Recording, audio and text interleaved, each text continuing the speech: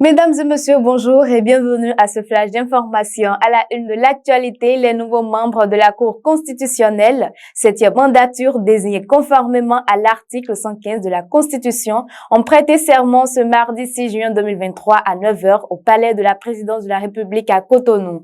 Dorothée Kossi-Sosa, Aleya Gouda, Vincent Kodjo Akakpo, désigné par le chef de l'État, et Nicolas Assogba, Michel Adjaka, Mathieu Adjovi et Dondi Yamou, désignés par l'Assemblée nationale, ont juré solennellement devant le bureau de l'Assemblée nationale et le président de la République de bien et fidèlement remplir leurs fonctions, de les exercer en toute impartialité dans le respect de la Constitution, de garder le secret des délibérations et des votes, de ne prendre aucune position publique et de ne donner aucune consultation sur les questions relevant de la compétence de la Cour.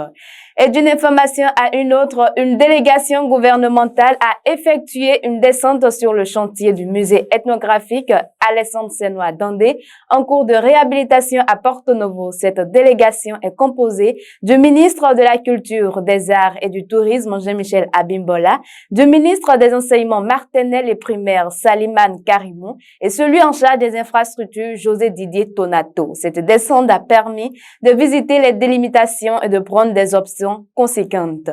En Côte d'Ivoire, les travaux de l'édition 2023 de Africa CEO Forum se tiennent depuis ce lundi 5 juin 2023 à Abidjan. Ils sont environ plus de 1800 acteurs qui prennent part à cette édition. Cette rencontre annuelle du secteur privé en Afrique réunit plusieurs chefs d'entreprise et décideurs publics africains et internationaux. Cette année, le thème autour duquel se déroulent les travaux est intitulé « Réussir malgré les crises de 300 à 3000, comment accélérer l'émergence de la prochaine génération de champions africains ». Et pour finir ce flash d'information, les autorités zimbabwéennes veulent doubler la capacité du réseau électrique national d'ici 2025. À travers cette ambition, le gouvernement entend favoriser son industrie minière par la réalisation d'une nouvelle centrale solaire flottante du barrage de Kariba. Selon le directeur général de la CESA, Howard Shoga, la campagne nationale compte en effet amplifier ses capacités de 2300 MW pour soutenir l'industrie minière.